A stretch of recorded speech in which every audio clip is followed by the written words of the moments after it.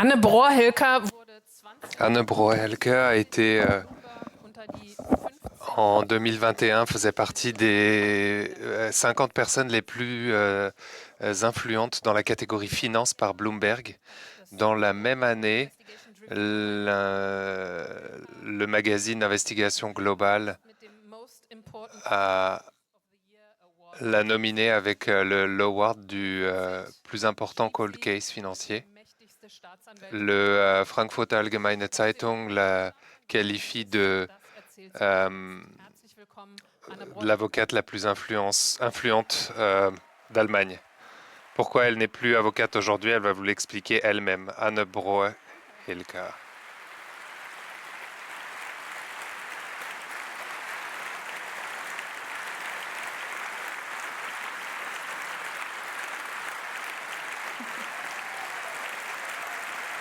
Vielen Dank.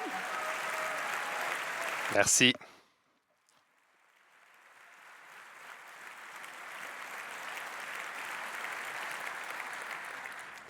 Ja, vielen Dank. Merci, merci beaucoup. Geht alles von meiner Zeit ab. Ich muss mich versuchen. Tout ça, c'est déduit de mon temps. Ich hoffe, dass ich in den 40 J'espère que je vais réussir à terminer dans les 40 minutes. so schnell spreche. Je vais, de toute façon, je parle déjà vite, donc si je vais trop vite, ce serait pas mal si vous me leviez, me donniez un signe. Salut à tous et bienvenue. J'aimerais parler de la criminalité économique et dans notre société. Et ça fait pendant 22 ans, j'ai été au parquet de Cologne et je m'occupais de tout ce qui était criminalité financière et j'ai géré le cas Cumex de fraude fiscale. Et j'ai maintenant changé de job et je suis passé dans une ONG de gestion qui s'appelle la Finanzwende. Pendant des années, j'ai appris beaucoup sur la branche qui a agi, qui aime bien brouiller Denn ich habe gelernt, wie schwierig die Aufklärung war und agir dans l'ombre welche enormen et les dégâts énormes qui ont été qu'on a subis à cause erhalten. de ces dérives et que la politique n'agit pas assez et j'aimerais expliquer pourquoi ça nous concerne tous. On va parler de l'exemple Cumex et la criminalité économique qui en découle. Ja, wie funktioniert Les problématiques sous-jacentes peuvent être appliquées à d'autres exemples. Je vais déjà expliquer la simplicité. Je vais encore essayer de montrer, je ne vais pas montrer tous les détails, mais juste le concept en soi, d'essayer de le faire comprendre. Donc, l'idée, ce sont des tax trades. Qu'est-ce que c'est un tax trade? C'est du jargon, ça n'est pas du... ça n'est pas vraiment de la vente, c'est vraiment juste pour les effets de taxes, en fait. Le but, c'est de payer moins de taxes qu'on le devrait, ou alors de récupérer les taxes qu'on n'a pas payées. Donc, on est toujours en train de parler de taxes sur les capitaux, enfin sur les dividendes. Généralement, c'est payé une fois par an et aux actionnaires. Et aux actionnaires qui ont ce jour-là les actions. Donc, c'est égal à qui les actions ont le reste de la semaine, c'est juste ce jour-là. Donc, on est en train de parler de taxes sur les rentrées de capitaux. Et donc, c'est un petit peu différent de ce qu'on pense en parlant de négoce. Sur ce coup-là, le but, c'est ne pas d'avoir de l'arbitrage ou une stratégie de gestion. C'est juste, on est en train de parler juste de taxes. Et donc, Cumex et Cumcum, ce sont du commerce circulaire et ça montre simplement que les différences de cours et les prix de cours n'ont c'est complètement, on n'a absolument, le profit ne vient pas du tout des changements de cours, uniquement des taxes. Et en fait, beaucoup de gens utilisent, beaucoup de gens témoins ont vu ça, et des gens qui ont arrêté jusqu'à 15 ans, et dans cette industrie, ils parlent vraiment d'une industrie Et donc, il y a eu beaucoup de problèmes de taxes, enfin de perte de taxes. On sait exactement, on sait à peu près que c'est 40 milliards d'euros de taxes qui n'ont pas été perdues. Ça pourrait être beaucoup plus parce qu'ils disent c'est relativement, c'est une estimation basse. Donc maintenant la partie complexe. Alors, donc, on pourrait voir où vont les actions. Donc, tout ce qui est en bas, c'est les actions. Et ce qui se passe, ce sont les flèches pleines. Et ce qu'il y a en les courbes avec pointillés, c'est ce qui se passe avec les taxes. Je ne voudrais pas expliquer tous les détails, mais il est important qu'on comprend que CumEx et CumCum, ce sont deux étapes. Ce sont deux étapes qui vont être faites derrière, mais ce n'est pas complètement différent, mais ils sont ensemble. La première étape, c'est CumCum. C'est le jour où les dividendes sont payés et donné aux actionnaires. La personne qui a les actions ce jour-là, il récupère les dividendes, il doit payer des taxes dessus. Ces taxes, il les paye à la perception des impôts. Et du coup, il récupère simplement les dividendes nets sans les... généralement, les actions sont gérées par des... Les taxes sont généralement à l'extérieur, donc à l'international, et les étrangers doivent payer ces taxes, et ils n'aimeraient pas, et donc du coup, ils bougent les actions pour ce jour vers l'Allemagne sur un fonds d'investissement qui ne paye pas de taxes et qui dit « Attendez, j'ai déjà payé les taxes, mais je ne paie pas de taxes, donc j'aimerais bien récupérer mes taxes. » Donc, les taxes seront repayées au fonds d'investissement allemand et les actions retournent vers l'étranger où elles restent le reste de l'année. Que les actions allemandes font en petites visites, on appelle ça, c'est les vacances de dividendes. Les actions sont en vacances pour une journée. Et là, personne n'explique que les actions sont juste pour ce jour-là.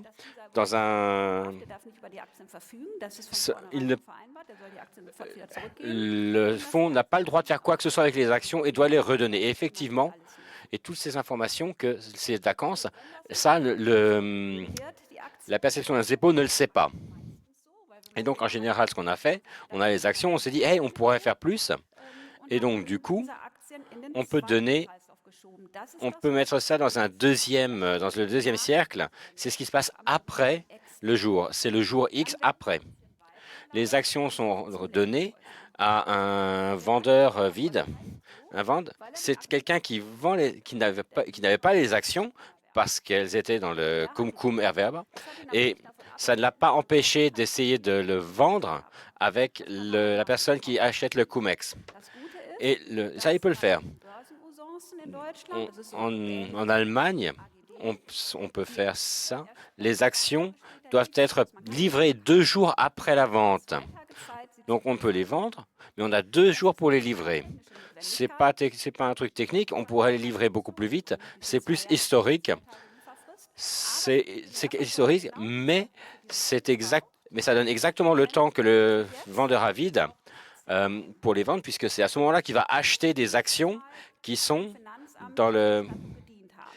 ont déjà été utilisées pour récupérer l'argent des taxes. Il le donne donc la personne qui donne ça au CumEx, à l'acheteur CumEx, et il dit hey, j'ai ces actions, j'ai déjà payé les taxes et j'aimerais bien les récupérer. Et donc les impôts repayent les impôts. Mais ce serait bien si à un moment donné il y a eu des taxes qui avaient été envoyées mais le vendeur doit pas les donner. Et ça, c'est le truc que le vendeur à vide ne doit pas le donner, puisque ce jour-là, il a ça dans un dépôt étranger qui n'est pas sur ces systèmes mécaniques. Et donc, du coup, il pouvait éviter de payer les taxes. Donc, au final, les impôts ont rendu les impôts 2 fois et n'a récupéré qu'une seule fois l'argent. Et c'est ça le truc. Donc, il y a 2 étapes. La première, c'est d'envoyer ça vers l'étranger. Et la deuxième chose, il la réutilise pour les 2 jours et il envoie ça au, dans le deuxième cercle et il récupère une deuxième récupération d'impôts. Et là non plus, et ça, personne ne le dit au service d'impôts, donc ils ne peuvent pas savoir que le vendeur n'a pas payé de taxes. Tout ça, les impôts ne savent pas et ils payent. Et ces 2 étapes, comme cum et Comex, c'est généralement ensemble. Parce qu'en pratique, tout est fait par les grandes banques d'investissement qui se connaissent tous. Il faut avoir, donc il faut bien parler sur ces transactions en cercle et que plus on les connaît et plus on en parle, mieux c'est. Et si on fait ça très bien, eh ben on peut non pas faire ça une seule fois, récupérer une double récupération des taxes, mais on peut faire plusieurs acheteurs de cum-ex. Et on peut vraiment faire ça comme dans le flipper. Quand ça arrive dans un, ça fait bling et les impôts payent. Et c'est déjà arrivé de façon qu'il y a des cas où l'argent a été rendu jusqu'à 5 fois. Et tout ça dans un grand style, en grande pompe. Comment s'est passé notre recherche? La première recherche, c'était en 2014. J'avais ça sur ma table. C'était 460 millions d'euros à peu près. Ce qui était clair, c'était que c'était uniquement les dommages qui venaient d'Allemagne, mais tous les autres acteurs étaient à l'étranger et vraiment disséminés dans le monde entier. Donc les impôts qui ont travaillé sur le cas avant que ça arrive au niveau du parquet, ils ont demandé des preuves, mais ils n'ont reçu aucune information. Et au contraire, les différents acteurs ont, euh, ont mis les impôts sous pression et même envoyé les différentes administrations au tribunal pour, pour récupérer les informations nécessaires. Pour nous, on savait qu'on allait avoir uniquement nos preuves si on investiguait plus en détail. Et le parquet qui a regardé les informations au début a déduit que qu'il y avait 14 pays impliqués. Donc, ce qu'il faut savoir, c'est qu'il faut aller demander aux différents États pour récupérer les informations. C'est un processus très formalisé et très long dans le temps. Et on ne peut pas forcer les États. S'ils ne veulent pas, ils ne le font pas. C'est une situation très compliquée, mais on devait essayer de récupérer nos preuves. Et donc, on a essayé de contacter les 14 pays.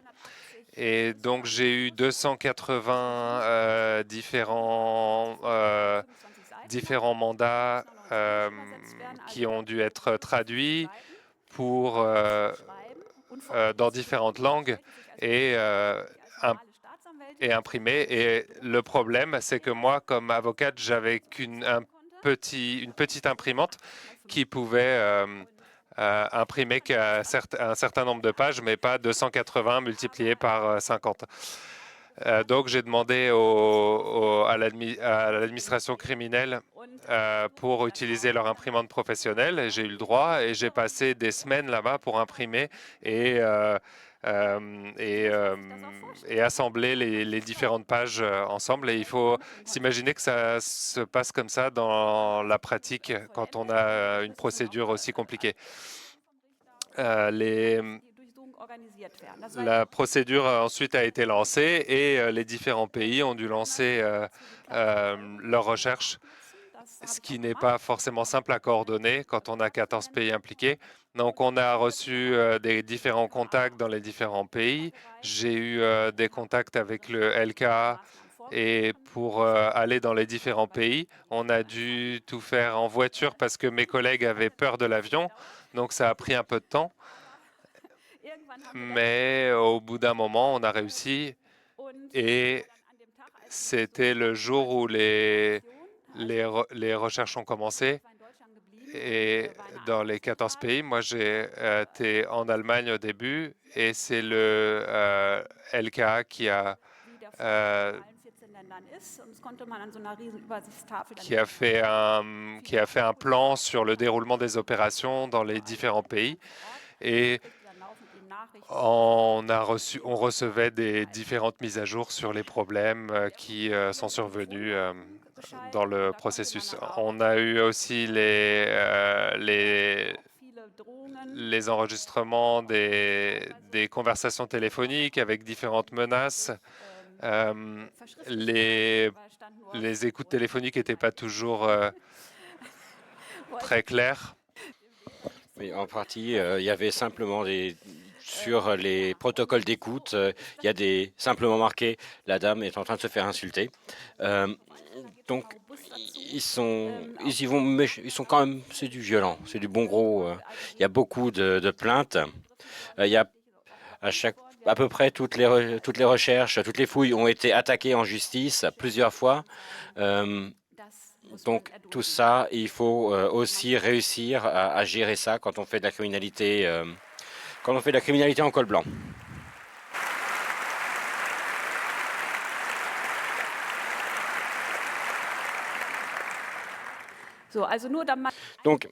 Donc, juste pour ça, c'est quand même beaucoup de travail. Donc ça, c'est 2014. 2015, on a eu les premiers dossiers. On a eu des choses aussi de l'étranger. On n'avait aucun contact. On a simplement demandé les papiers. Par exemple, on a eu un carton des îles du Caïman. Ça, honnêtement, je m'y attendais pas du tout. Et ça m'a aussi donné du courage de vérifier tout. Et ça aussi beaucoup de choses ont fonctionné, on pensait qu'elles ne fonctionneraient pas. Donc, on a aussi des emails, on a aussi interrogé des témoins. En 2016, il y a 2 procédures qui ont été lancées. Donc, du coup, on a fait d'autres fouilles. On a aussi la Basse-Saxe-Westphalie a acheté des données.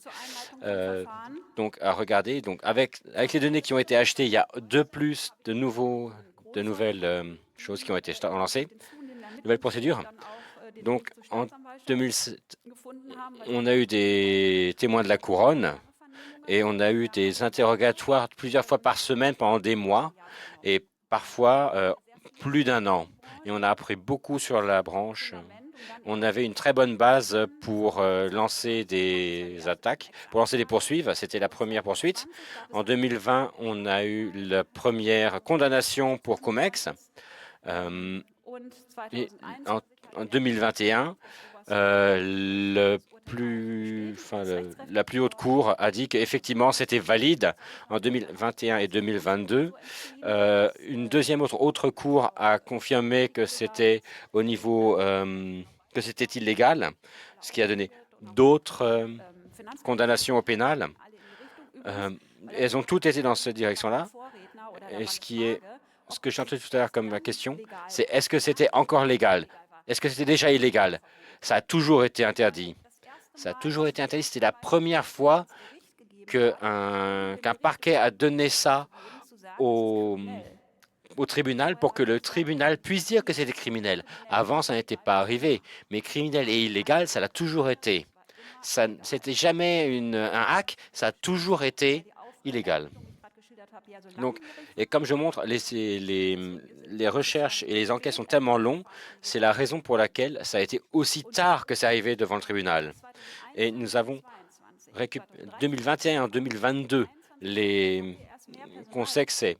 En 2013, ça a été commencé. C'est presque 10 ans. Et il nous a fallu avoir de plus en plus de personnel, justement pour pouvoir demander le personnel. Et 2020-2021, il y avait plus de 100 personnes pour faire une fouille, une perquisition dans les banques. Et donc, avant, ce n'était pas possible. On avait juste une poignée d'enquêteurs avec des collègues. Et uniquement à partir du moment où on a eu ça, où le ministre de la Justice de NRV, qui a rendu ça possible. Et c'est pour ça, c'est pas comme on lit ça euh, dans le journal. Non, c'est juste à partir de 21-22 que ça a vraiment commencé à faire des bonnes enquêtes. Ça montre simplement à quel point tout prend du temps. Donc, comment se déroule la lutte contre la criminalité économique en Allemagne? Les petits, on les attrape et les grands, on les laisse marcher. La recherche criminologique me donne raison. La criminologie se concentre sur les phénomènes de la criminalité économique et on peut lire dans les livres que c'est très compliqué et qu'il n'y a qu'un vingtième des cas qui sont vraiment reconnus coupables. Et je pense que c'est déjà très optimiste. Et il y a vraiment une asymétrie entre les procès et les coupables. Pourquoi on a une telle asymétrie? Par, par administration, c'est typique pour chaque administration, c'est pas vraiment par rapport aux personnes, mais c'est un problème structurel. On a, par exemple, dans la criminalité économique ou dans les organismes financiers, on a un problème de personnel, de fluctuation du personnel. En plus, quand on a cette grande fluctuation et ce manque de personnel, on a des difficultés à vraiment travailler sur les différents thèmes. Et pour Cumex, ça a mis au moins 2 ans avant de comprendre comment ça fonctionne vraiment dans la bourse pour qu'on ait des traders et des personnes avec qui on pouvait négocier. Et si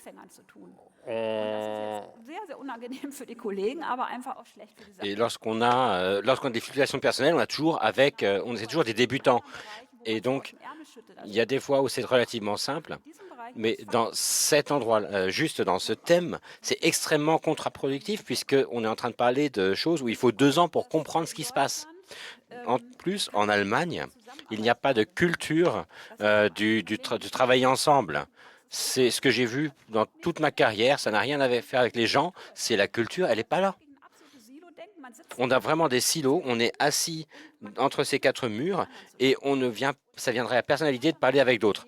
Et moi, j'ai essayé j'ai essayé d'appeler Düsseldorf, j'étais à Cologne, et j'ai essayé simplement, et je me suis fait engueuler mais non, je ne pouvais pas appeler quelqu'un d'autre. En tant que jeune avocate, je ne pouvais pas le faire. Et c'est comme, il y a beaucoup de gens qu'il n'y aura pas d'échange avec d'autres. Et même si, en termes de droit, c'est tout à fait légitime et légal.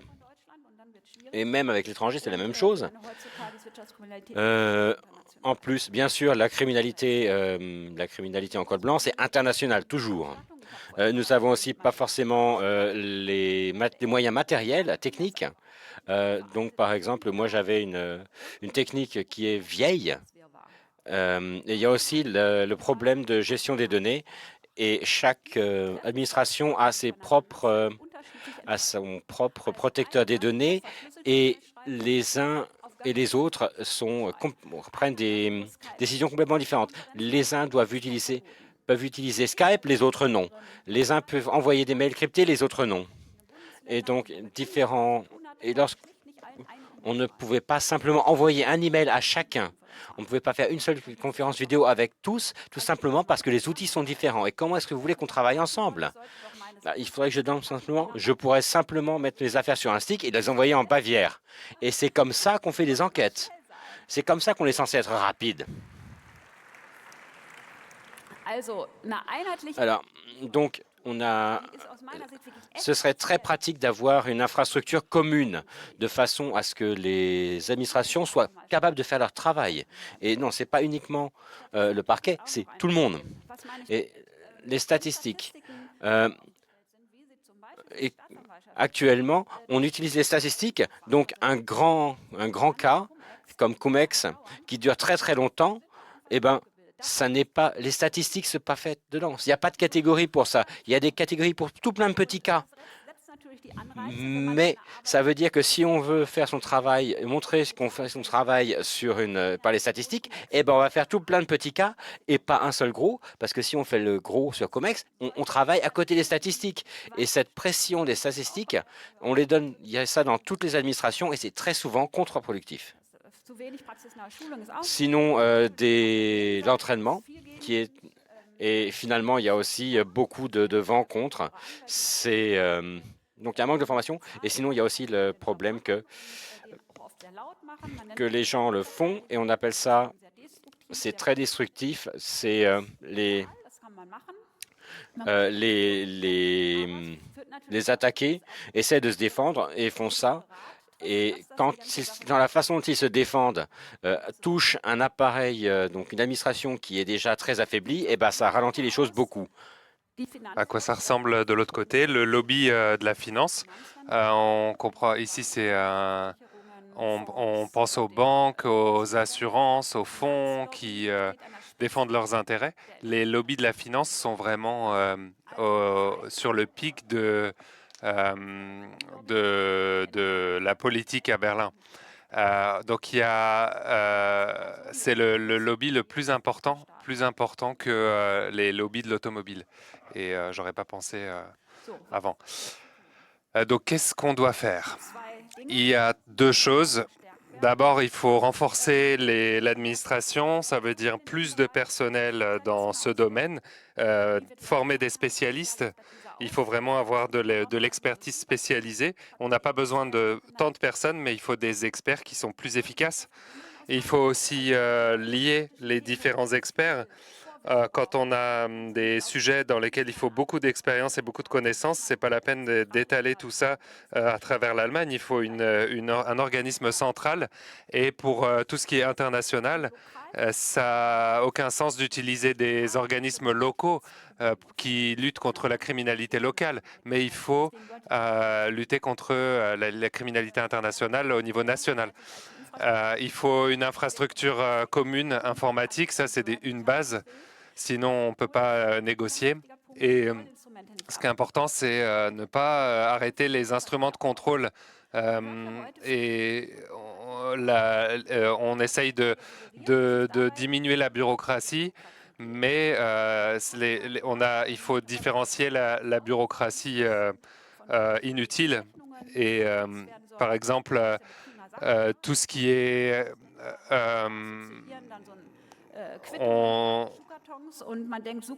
Non, en fait, on a des instruments de contrôle, mais on dit que c'est pour limiter la bureaucratie.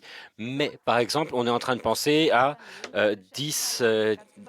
pendant 10 ans, quand on dit il faut garder tous les reçus pendant 10 ans, on pense à des énormes cartons, et donc, du coup, et en fait, on est en train de penser qu'on peut les détruire au lieu de 5 ans, au lieu de 10 par exemple, sauf qu'on oublie que les grandes entreprises, elles ont tout ça de façon électronique, donc la façon de le gérer, ça ne prend pas plus de place. Et donc, du coup, le seul problème qu'on a, c'est que lorsque tous ces documents ont été détruits après un temps plus court, il n'y a plus de possibilité de contrôle. Et donc, effectivement, on ne peut plus les contrôler et il n'y a plus aucun moyen de gérer ce genre de choses. Et donc, ce sont des exemples. Et on a aussi parlé Donc, la personne qui a parlé avant moi a expliqué des choses à propos des taxes. Et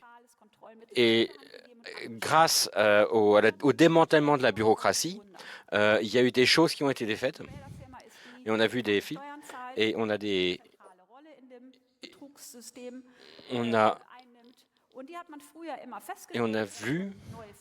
je comprends pas, il y a des nouvelles sociétés qui arrivent et qui ne donnent pas de taxes. Et quand les firmes ne donnaient pas de taxes, on regardait et on leur demandait ce que c'était. Sauf que maintenant, quand une société ne paie pas de taxes, on ne va plus pouvoir. Maintenant, vous pouvez simplement attendre. Vous allez pouvoir payer une fois par an. Et pendant toute cette année, on peut faire du carrousel. Et le carrousel, on pouvait envoyer 10 millions on pouvait créer des problèmes de millions en un par mois. Donc, ça fait, on peut calculer ce qui se passe sur un an. Donc, il faut bien explicitement regarder ce qui est fait, ce qui est démantelé comme bureaucratie. Et si c'est quelque chose qui est vraiment utile pour trouver de la criminalité, il ne faut pas se surprendre que ceux qui jouent mal et qui font des profits illégaux sur notre dos font leurs profits. Il ne faut pas s'étonner.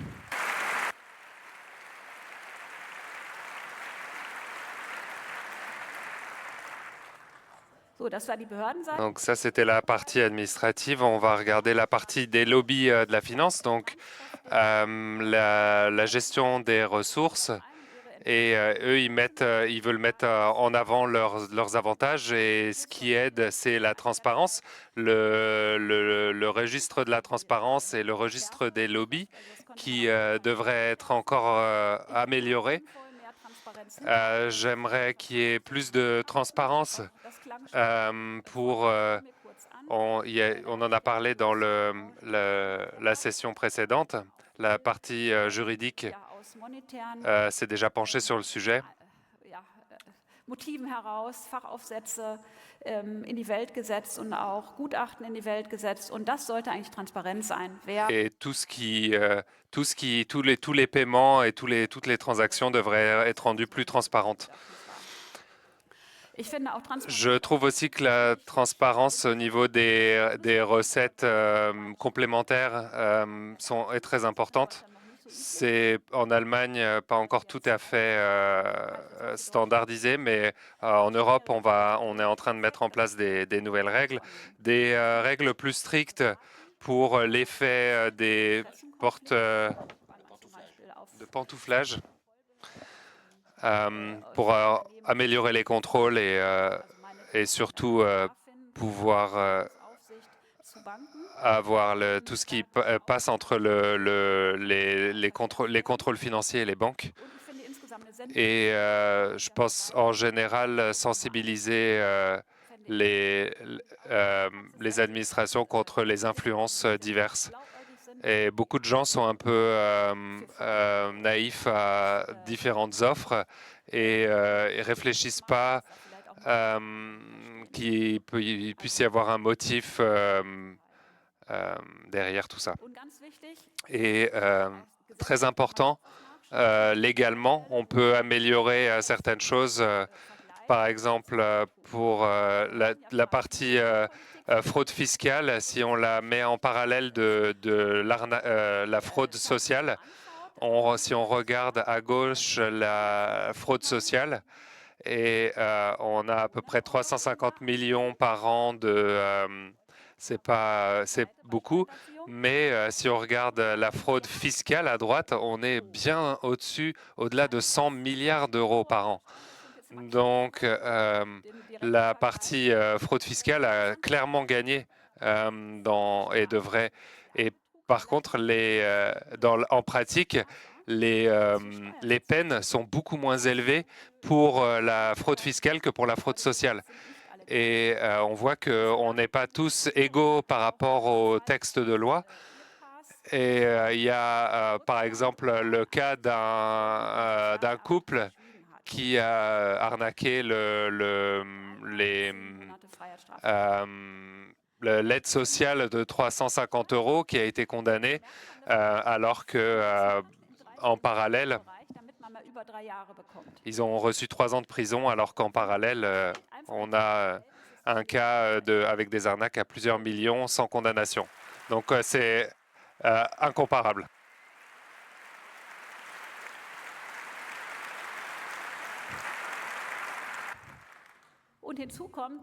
Et en plus, les cas complexes ne sont pas forcément recherchés parce que justement les recherches sont si difficilement, parce que c'est si bien fait que ça, parce qu'il y a autant de blocages. Et donc là, il y a quelque chose qui n'est pas très bien, c'est que les recherches vont être simplement arrêtées en récupérant un petit peu d'argent, et c'est possible parce qu'il y en a un qui n'a pas de Verbrechen Tatbestand, donc quand il y a lorsque quelqu'un fait de la fraude sociale, il y a au moins 1 an de prison et il y a, il n'y a pas de possibilité de faire un deal, de pouvoir payer, d'avoir une amende. Par contre, lorsqu'on fait ça, lorsqu'on fait de la fraude fiscale, on peut payer. Et donc, du coup, il faudrait que nous fassions nos recherches, il faudrait avoir plus de personnel pour pouvoir ne pas se sortir de cette histoire-là.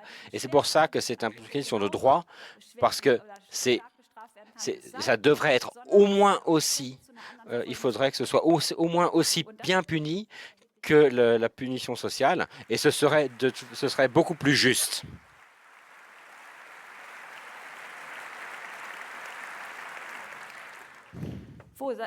Donc, quelles sont les suites? Alors, nous avons des énormes dommages pour notre budget et on voit ce qui se passe quand il n'y a plus d'argent dans le pays. Et quand on avait ces milliards de Cumcum, de Cumex, ça nous irait beaucoup mieux. Ensuite, c'est aussi un énorme problème pour les sociétés qui payent leurs taxes et sont bien sûr en problème. Ceux qui trichent gagnent. Et du coup, là, on peut avoir l'impression que l'État a une justice à 2 vitesses et que bien sûr, ça nous fait perdre la confiance en l'État de droit.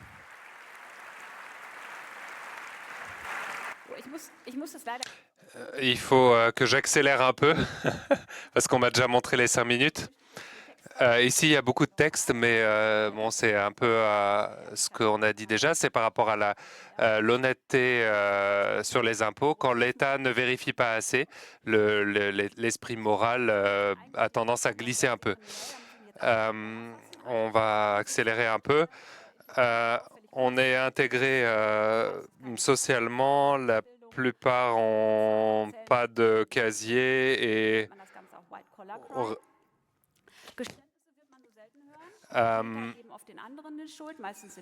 souvent les coupables ne sont pas criminels et ont souvent des réactions émotionnelles très élevées. Qu'est-ce qui se cache derrière? C'est la rationalisation du comportement criminel. C'est pour minimiser la culpabilité, l'utilisation de la stabilité psychologique. Donc, comme citoyen, on ne s'identifie pas comme criminel. Ce procès psychologique. Donc, en fait, ces gens, on sait qu'ils peuvent faire la différence entre le droit et le bien et le mal, mais on peut s'habituer à tout, même à briser les règles. Et donc, du coup, ça peut fausser la compréhension du bien et du mal, puisqu'on rationalise. Et il y a un moment donné qu'on voit des réactions qu'on voit dans les journaux où les gens expliquent que tous les autres sont coupables, mais nous pas. Donc, qu'est-ce qu'il faut faire? Eh bien, il faut que les risques de détection soient plus hauts. Il faut que ça aille vraiment pour chaque personne. Il faut la réaction de la société. Et donc, en fait, c'est pas non seulement personne ne les veut, mais en plus on les aime bien. On parle aussi, c'est comme Erasmus de Rotterdam qui disait ça au Moyen Âge. Mais qu'est-ce que je dois faire? Qu'est-ce qu'on peut faire? Je vais simplement partir des NGO comme ça pour qu'on arrête, pour qu'on ne fait pas. Je pense qu'on peut faire ça de façon politique et on peut s'engager en tant qu'organisation non gouvernementale pour de forcer les administrations à travailler dans le sens de la société civile. On élevait nous aidons. Je suis désolé, c'est trop rapide. Permet d'influencer aussi politiquement et de prendre les bonnes décisions. c'est beaucoup plus effectif quand les NGO parlent avec les politiciens parce que c'est beaucoup plus efficace. Moi, je suis engagé avec Finanzwende, qui est un contrepoids contre les lobbies de la finance. On veut vraiment permettre aux politiciens de pas uniquement écouter les arguments des lobbies de la finance, mais aussi d'avoir une autre vision. On a par exemple créer une action où on a détruit des documents. On a aussi commencé une pétition. On a eu plus de 300 000 signatures en 2 semaines et on a réussi à avoir une nouvelle régulation pour la destruction de documents. Donc jusqu'à 15 ans pour les peines de fraude fiscale.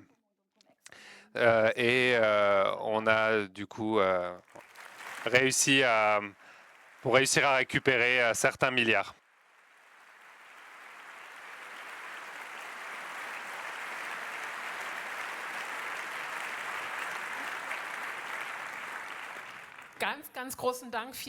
Merci beaucoup pour cette session et pour l'engagement pour ce sujet très important. On a peut-être le temps de prendre une question et on a une question au micro 1. Oui, merci pour cette session. Vous vouliez nous dire pourquoi vous n'êtes plus avocate et Oli Arius vous a poursuivi, il y a quelques mois. Oui, c'est ce que je disais comme avocat, on est habitué. C'est plutôt normal de déposer des plaintes et d'être accusé, c'est plutôt commun. J'ai changé, je travaille pour une organisation non gouvernementale parce que je voulais vraiment essayer de modifier les structures de base en Allemagne et je trouve que les structures de base ne sont pas là. Et je pense qu'avec plus de citoyens et avec de la confiance, je pense qu'on peut changer les choses. Et c'est pour ça que j'ai pris un job chez Finanzwende.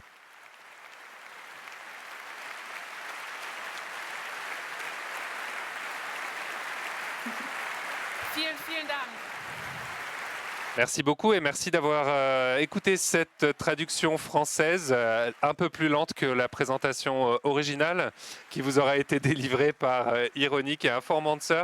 Vous pouvez nous laisser vos commentaires sur Mastodon, c3lingo@chaos.social. Au passage, c'est une standing ovation que nous avons sous les yeux. Standing ovation.